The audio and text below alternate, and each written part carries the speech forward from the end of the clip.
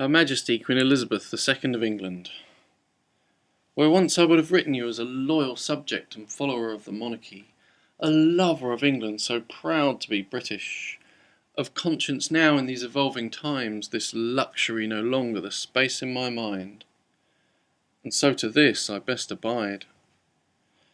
Under the stars I came into being, a lion above, Southampton below, raised near the cathedral city of Guildford, my childhood memories of rural England, no greener grass or brighter future.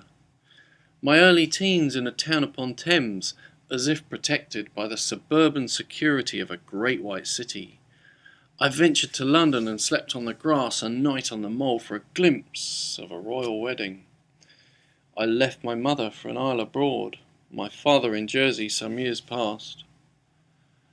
Back to England with a troubled mind, again some years moved in time, till I bought a house a stone's throw away from Hampton Court Palace. Proud of its location, I worked hard at my trade. The furniture I loved, a gilded restorer of city and county, as if in fulfilment of my aspirations, dreams that lay upon the land and within the walls of that great white city, its purest queen. The same city I lost, along with the house, in some financial collapse. A couple of years away from the kingdom, never really to fully return.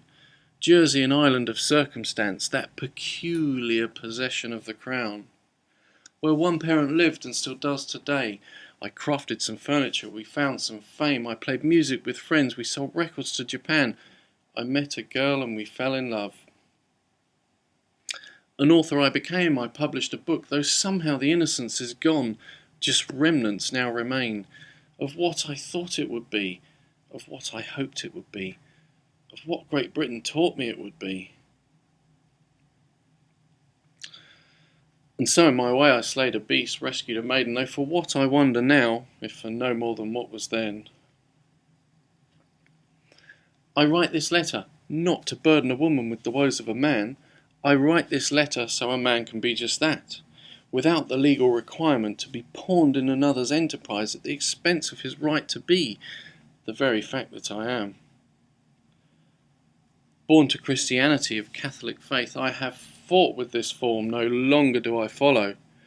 Yet its form is integral to society's function. So I question society, I question its God, its 2 of 4 elements in a temple church with curious friends in foreign lands, seats of power so far, far away.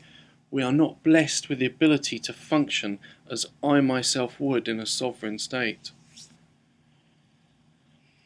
As much as I generalise, I am specific to Jersey, an island now I would call my home, if for no other reason than circumstance, in an insane world where peaceful existence becomes ever more elusive, as if a darkness has befallen the realm.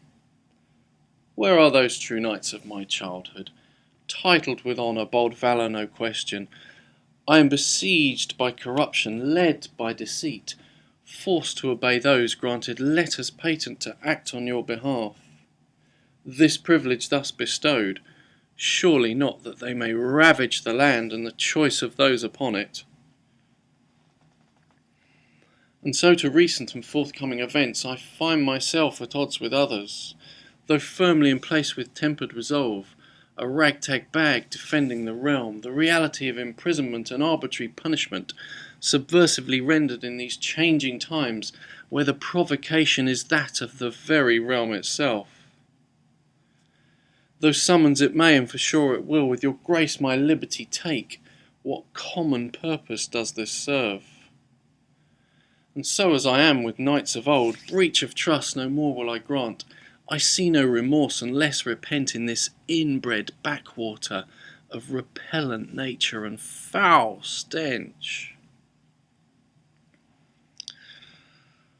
Once upon a time, to wield a sword, I stand in front of a far greater army with a pen. An army at your command, unwilling to listen, unable to hear, unless from above and so below, awed with ignorance, idling. There are good folk in these ranks, though they are moving steadily forward, consumed by a fiscal plague born of a holy see. I am no intentional breaker of any Queen's peace, neither a drinker, smoker, nor recreational drug user. Yet your servants as Crown Police officers will be warranted an arrest, security of collateral, men now obliged in fulfilment of duty, and international settlement, where the merest hint of title will bond with any address, so presumed consensual agreement to formal judgment.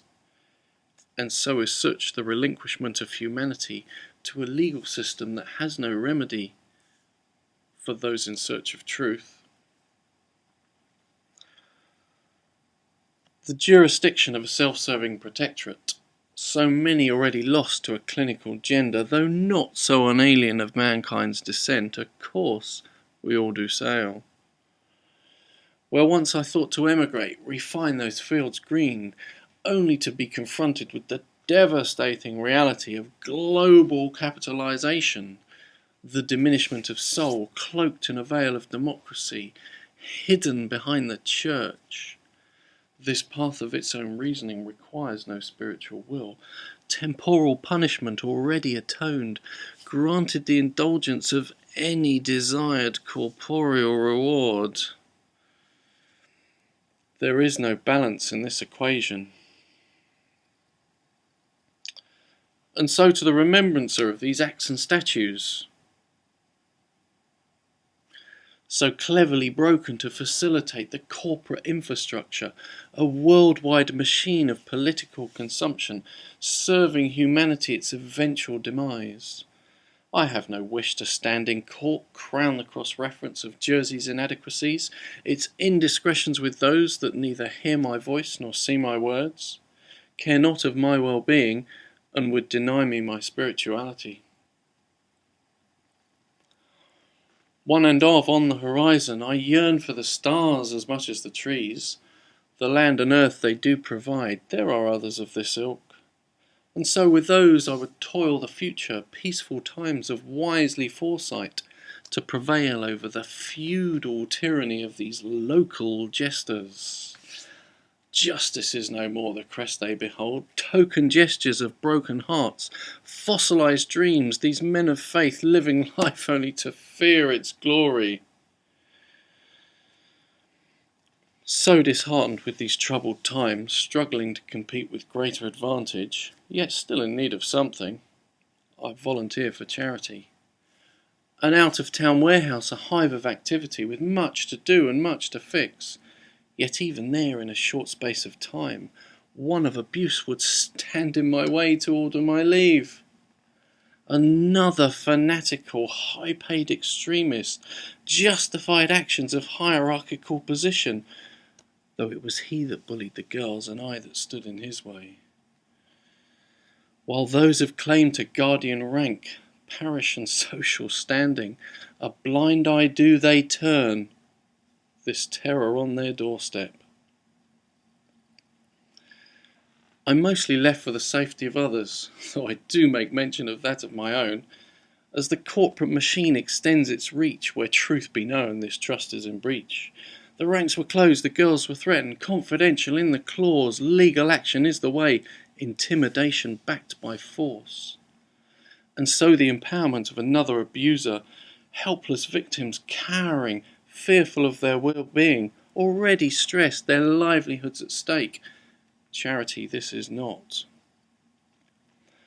The tip of the iceberg, I fear, well known in these parts as the Jersey Way. Stuart Sivray has just been jailed, walked to your Majesty's pleasure past a parade of freely indulgent paedophiles, abusers of power, corrupters of truth for a veil of order. An American journalist, Liam McGrath-Goodman, refused entry to the island for reporting on institutionalised abuse. Lenny Harper hushed with Hope de la Garenne. Both of them retired. Graham Power, Chief of Police, suspended for his closeness to the truth. The Pitmans, the list goes on. This information of broad strokes, detailed accounts on the internet, Jersey bloggers, the most of whom I do not even know, although have listed some below. New targets of a cyber war, data protection, legal action to rid the realm of every remnant of what could be. Plausible deniability, the consuming darkness of a dying unicorn. Now so close is another of my decades, 50 soon, a stone's throw away, childless, debtless, and I would say loveless, yet the joys of each day with a sparkle delight, a glimmer of hope in my heart, love, a newly viewed field of vision, as if in some way without physical presence, my heart returns to that great white city and its purest queen. I stand in the only place left to stand, in front of your army. What do you want of this man?